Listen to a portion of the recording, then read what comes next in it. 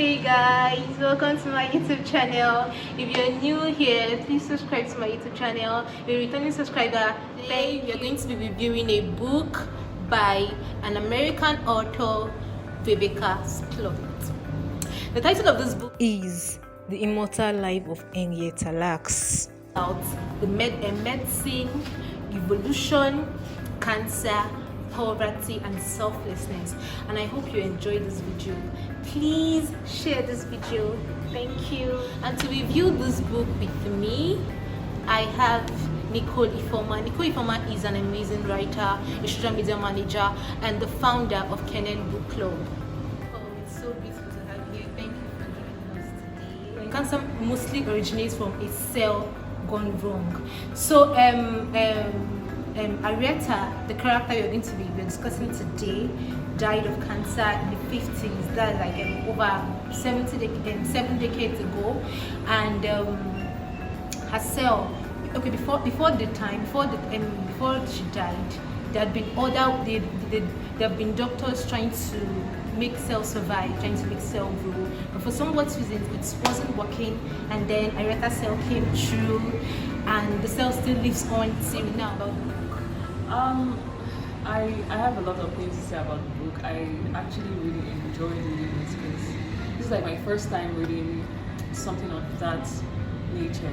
So it was like an autobiography, but not really, of this woman, Henrietta, right? And then I saw that, her story was told in the sense that we were able to get a glimpse of her life before and after.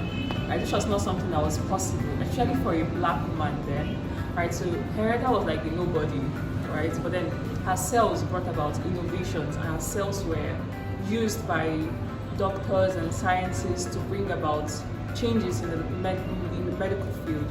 But then nobody knew about her, nobody knows about her. In fact, people in the science field are even more, they don't even know about her. So writing about her story by Rebecca, what she did was a very, very awesome thing, and I really enjoyed it. Right, I saw how that this woman, very selfless being, right, how that she was, all she ever lived for was take care of her family, her children, right. But then cancer came and attacked her, and but then we saw that her selflessness lived on, that her cells were the first ever to multiply and grow and continue living up to now, and then brought about changes in the medical field. At the time she started feeling tumor, she had cervical cancer, and there were a couple of pains she was feeling. What do you think would make her not? She did not want everybody to know she was sick, but she was hiding it. Her cousins did not know, and she kept managing it till we got to a point where she was constantly bleeding. So what would have made her? Is it the womanhood? Okay, so for ladies and tried to move on and acted like ignore whatever that was happening to her body. Well, probably it was basically because she did not know the severity of what was going on, right? Then, she was uneducated. So a woman of that nature would not even understand the fact that she was about to die, and her doctor did not disclose that to her, right? So a proper education of your alignment or illness was never really done for her. So she was just basically told, oh, you have this, right? But then it's going to heal. We're going to use this chemical, radium, and get it done and over with, and then you can move on with your life. But then, and so that's what she felt. The thing about ignorance is actually costly. It's very expensive, right? And people do not know this. It was this ignorance that cost her life in a way, right? So I think because of the situation of things back then, right now, there's a whole lot of change now. The same ignorance. The ignorance then is not the same now, right? People know there's a lot of information out there, with your phones, social media, so you cannot be saying your ignorance of this particular situation. Everybody knows about cancer, right? But then it was still something that was under discovery, right? So I would not say it's partly her fault. It was just, all she knew how to do was to keep bread and keep her for her kids. Now, some medical treatment and all. She was even asking the doctor when she could, finish up so she could give birth. Give birth to more children. So and to me it was shocking because your life is on the line. Exactly. Why kids? Actually, at the time she had about over 4 kids. 4 kids. So what do you still need more children for? And this woman is poor. Not like she doesn't have money. She's poor. So how it's actually so ignorance is a big deal, and we don't take it as such. For me, another thing in the book was the character was displayed as a selfless nature, a selfless person. I remember when she was in the hospital, one of her cousins, when they told her cousin Emmett that Anita is in the hospital and she needs blood. You have to see the way this man gathered his friends, gathered his brother, and they all ran to the hospital to help. So I feel if Henrietta wasn't really nice, if she wasn't nice, it couldn't have happened like that. The man was narrating how Henrietta gave them food, make sure they were not hungry when they first came to the town. If she followed them up, and about how good of a person she is. And for me, I feel like everything we do lives on. So you don't come out and behave carelessly and feel like nobody's watching. So everybody's watching. So every time you're wicked, somebody's watching. So I want to talk about this. Do you think we can trust our healthcare system? How much confidence we can have on this healthcare system? There was a part in the book where a particular doctor got the cell and he started injecting it in his patients without their consent. So the doctor gets cancerous cell injected to patients without their consent. I know some persons have been very lucky to have relative watch over them while they're in the hospital. They follow up with the kind of drugs and injection they are giving, while some others they don't. So what's the confidence we have in this healthcare system? Because this doctor did not just go as far as just injecting his patients. He went as far as going to the Jewish chronic disease hospital in Brooklyn and told his colleague Dr. Manuel, to get his patient injected too. And I remember some of his doctors rejecting to do that just because of a particular law they used to know of them. So how safe are we using the healthcare system? First of all, I would say that some people are diabolical and they should not be medical doctors.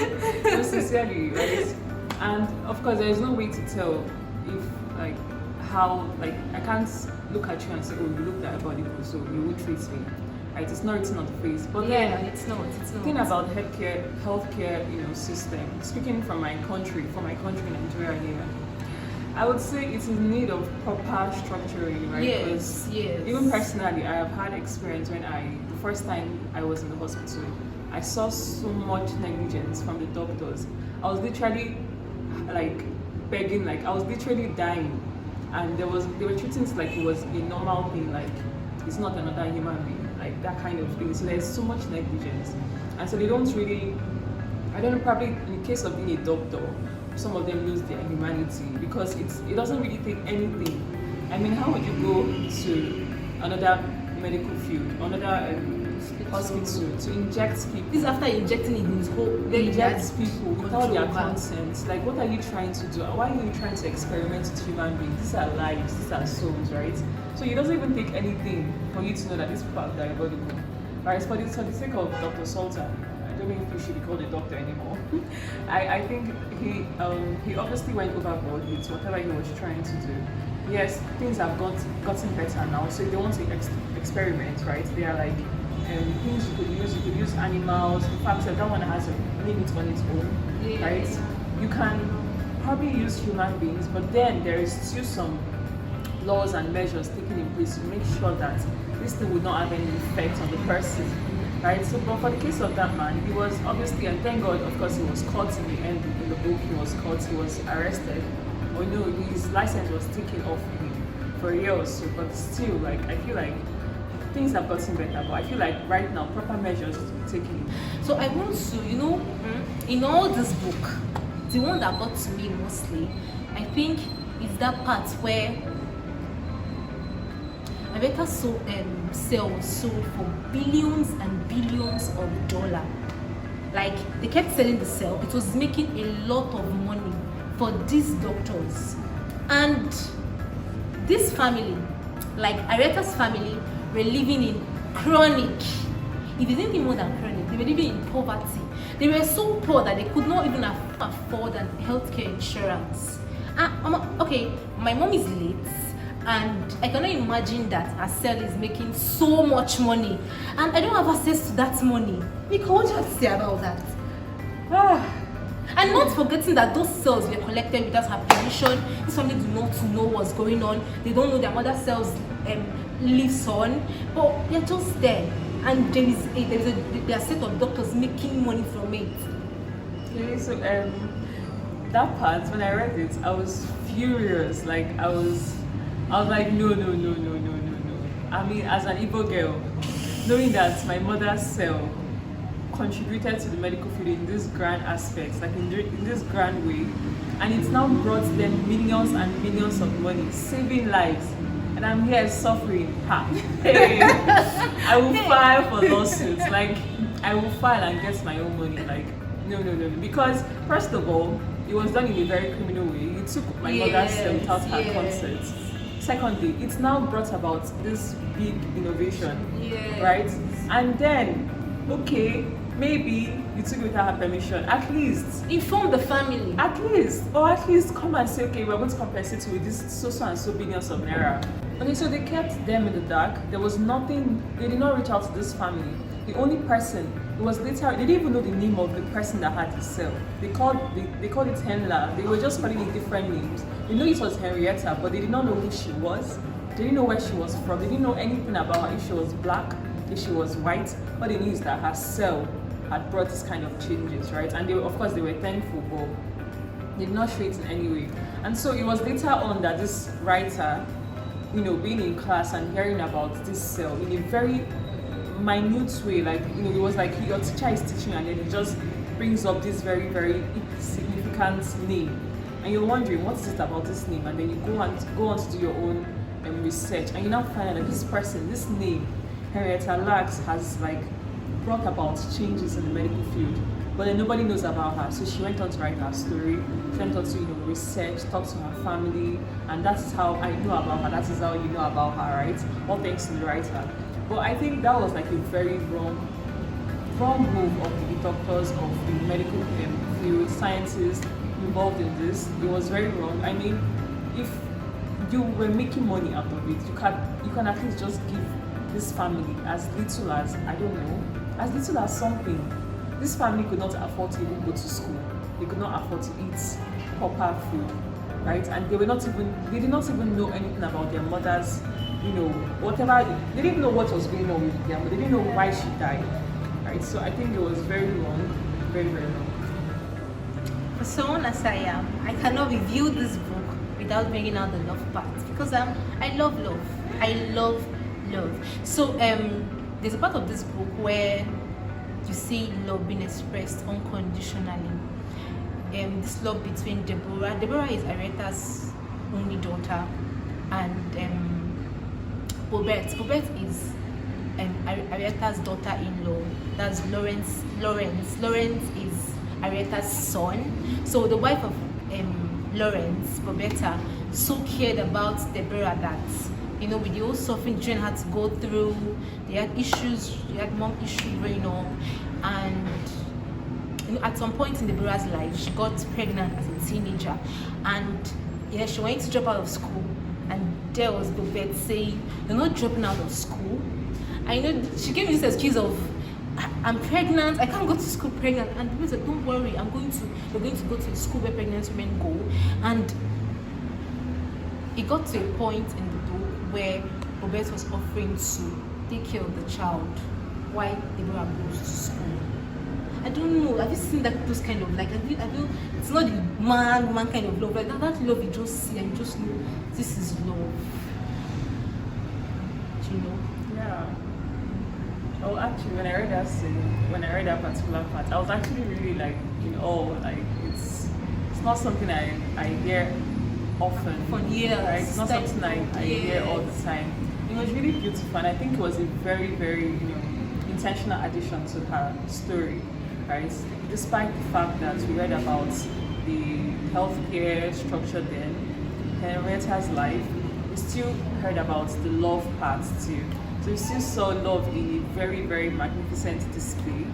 It was actually really beautiful to read. I can't say for you in the the it for me in the book was actually seeing how much perseverance and how persevered the medical doctors were. I don't know, but seeing that they had experimented over and over and over millions and millions of cells to like discover, and they'd never give up, right? And then they took their chance on Henrietta cell, and that was like making their like trying one more time.